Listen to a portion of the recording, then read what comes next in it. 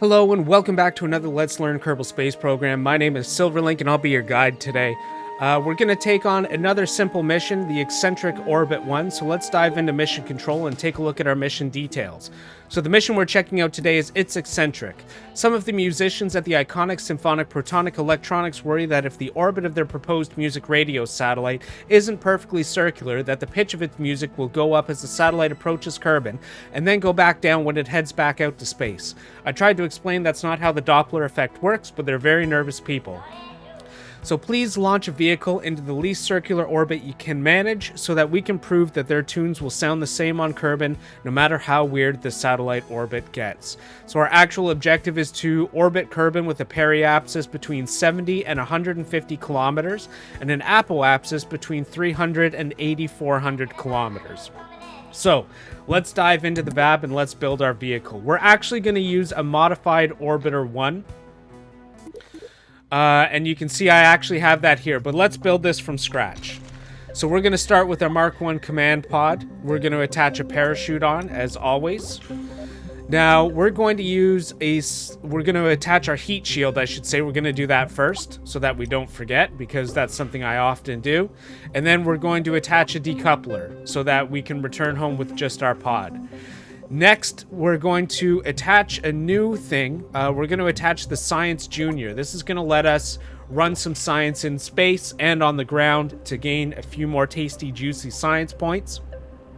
And then we're going to attach our fuel tank. This time we're going to use an FLT 400 fuel tank with a Terrier engine underneath. And this is going to be our second stage for getting out into space and actually achieving our orbits and returning home. So underneath our Terrier engine, we're going to strap on another decoupler. This is all pretty well the same thing that we've done in our previous Orbiter 1 builds. So if you want to see it in a lot of detail, check out the video in the top right-hand corner now. So I'm just going to fly through the rest of this. Underneath our Terrier engine, we have another decoupler, and then we're going to strap on two FLT 800 fuel tanks. These are our big boy fuel tanks, and this should give us enough fuel to get us up into orbit, or at least close to it, so that our Terrier engine can finish the job. We're going to put on a swivel engine so that we have gimbaling, and that we can actually control our orbit, or control our rocket as we try to get into orbit. And we're going to strap on some stabilizers so that we don't roll over. And we're going to do that in three-way symmetry. You can get three-way symmetry by hitting the X key on your keyboard or clicking this button down here right in the middle of your screen. You want that to say 3. And there we go, a very simple Orbiter 1 rocket, slightly modified with a larger fuel tank in our second stage. Let's take a look at our engineer's report. We don't have any issues. We have a thrust to weight ratio of 1.211, so that's pretty good. That's going to get us launched. Let's double check our staging. We're going to fire our first engine first, followed by our first decoupler. Our Terrier engine's going to fire next, our final decoupler, and then our parachute last. So it looks like our staging's correct. So let's go ahead and get launched. Because we haven't used our Science Junior yet, we can collect some science from Kerbin here. So let's go get that collected. We're achieving an extra 5 science, and we're going to use that Science Junior throughout our launch. So let's get ready to launch up here. And we'll let our countdown go through. And every time that our science button flashes, we're just going to click it to collect some of that tasty, juicy science, because every little bit of science counts. So here we go. We're going to launch up. We're going to follow our same launch parameters here. So between 5 and 1,500 meters, we're going to tilt over to the 95-degree marker.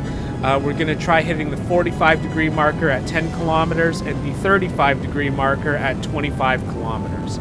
So nothing changes. Our science button's flashing, so let's collect more science here from our Science Junior. You can see that open and close. And we're going to start our gravity turn. I was a little late on that because I was collecting science, but that's not going to be a big deal. This fuel is going to be a little bit tight, so we're going to use this rocket to try and help narrow down our orbits and our launches so that we can launch effectively and efficiently throughout all of our future launches. We're going to use this to try and get a little bit better. So you might need to do this a couple of times if you run out of fuel. So I'm going to pull back a little bit here because I'm getting a little bit close to the 45-degree marker, and we might hit it before 10K. But you'll see each time my engine moves, that corresponds to me tapping the D key. And here we go. It actually looks like we're going to fall into it quite nicely, so I'm going to move back over here, tap the D key some more, and we're just about at the 45-degree marker at the 10K point, so we should be in pretty good shape here. Next goal is the 35-degree marker at 25 kilometers. So we're going to slow down our roll here. Or our pitch. I'm not sure which one it is, actually. But we're going to slow our turn. We're at the 40-degree marker now at 20K. So we should be in pretty good shape here. We're about 35 degrees now, right at the 25-degree marker. So we should be lined up nicely. I'm also tapping the S key a little bit because I'm starting to get a little bit off course, and I want to pull back to our apoapsis properly.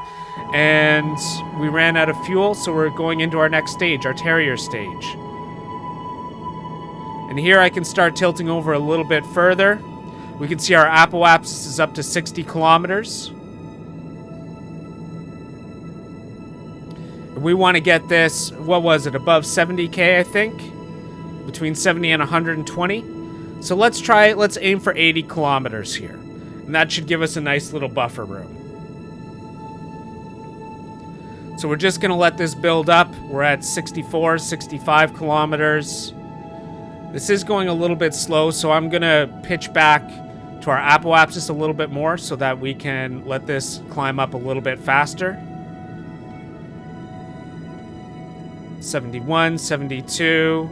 73, 74, 75. We want to go till 80 kilometers. 78. Almost there. All right, there's 80K. We're going to cut our engines. We're going to head on over to our map screen by hitting the M key, and we're going to create a maneuver node right at our apoapsis here. We're going to click our maneuver node. We're going to pull out prograde. And we're going to get circularized around the planet. We're going to let our periapsis and our apoapsis swap around. And then we're going to right-click on our projected apoapsis, and we want to push this out to around, I think it was 320 kilometers is what we needed. So we're going to let this push out here further and further and further. There we go. 330 kilometers should be enough. So here we go. Now all that's left is to warp to our maneuver node. Actually, let's get lined up towards our target first. Then let's warp to our maneuver node. And you can see it's going a little bit slowly here because we are already close to it. I'm going to speed ahead a little bit more. And we're going to start burning.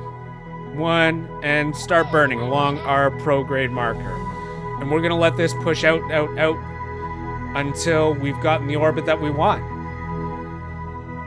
So we're going to let this continue pushing out. You can see we've got more science to collect here. Let's collect that science. We've got a bunch more here.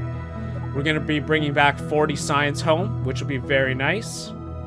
Now we are getting a little bit low on fuel, but we should have enough to just make it. We're going to right-click our apoapsis to see our actual push-out. 200. There we go. 320. Mission complete.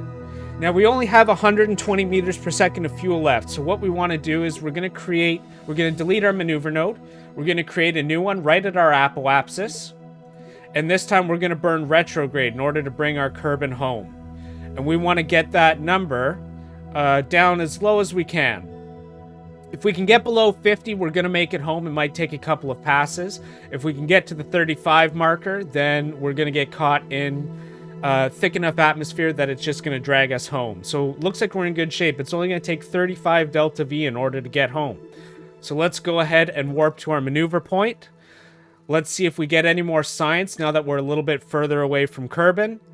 It doesn't look like it. Looks like we're keeping our same amount of science here, which is okay. Looks like we're going to be bringing 40 home on top of the 100 for completing our mission. So let's get lined up with our target. which is going to be pointing prograde, and we do that by clicking the target icon in our SAS control in the bottom panel here. And we're going to let our countdown come down. It's only going to take about a second to burn here. And we'll burn. And we're going to bring our periapsis down towards the planet. And there we go. It looks like we're actually going to land on the planet. So we had more than enough fuel. So let's head back to our map screen. We had just enough. We've got 11 left. So let's detach because we don't need that command pod, or we don't need that fuel tank anymore. We just need to bring our command pod home. We're going to line up retrograde by clicking the retrograde marker just above our SAS control. And let's go ahead and time warp to get ourselves home. Bring ourselves around the planet. Here we go. Now we're nice and close to the planet. We're going to come on in for a landing. We're going to wait for our heating effects to dissipate before we launch our parachute. We can delete our maneuver node. We don't need that anymore. And yeah, we'll just wait a few seconds here for our heating effects to disappear, which they have. So I'm going to slow down to 1x time. And I'm going to wait until we are below 500 meters per second. I know before we've done it closer to 200 and 300, but realistically, once you're below 500 meters per second, you should be fine. And here we go. Let's launch our parachute. Looks like we're going to be landing in the desert today, so we'll get a new biome, so we can collect a little bit more science as well.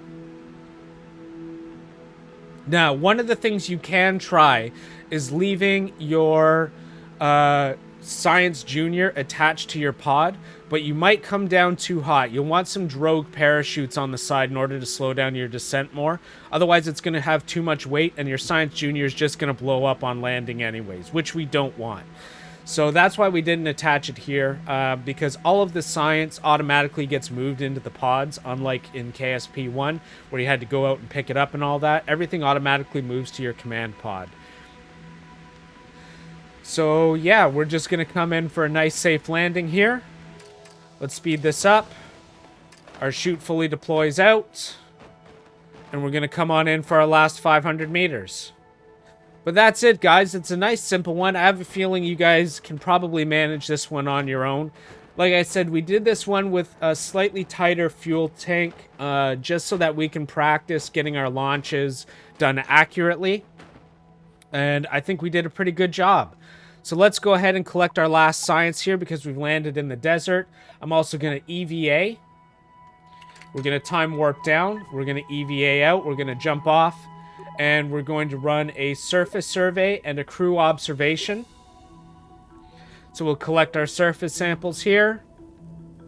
Oh, apparently I left the region. So let's try that again. I was too close to the pod and it ended up bumping me up onto the pod. So we need to try that a second time. There we go. We'll run our crew observation.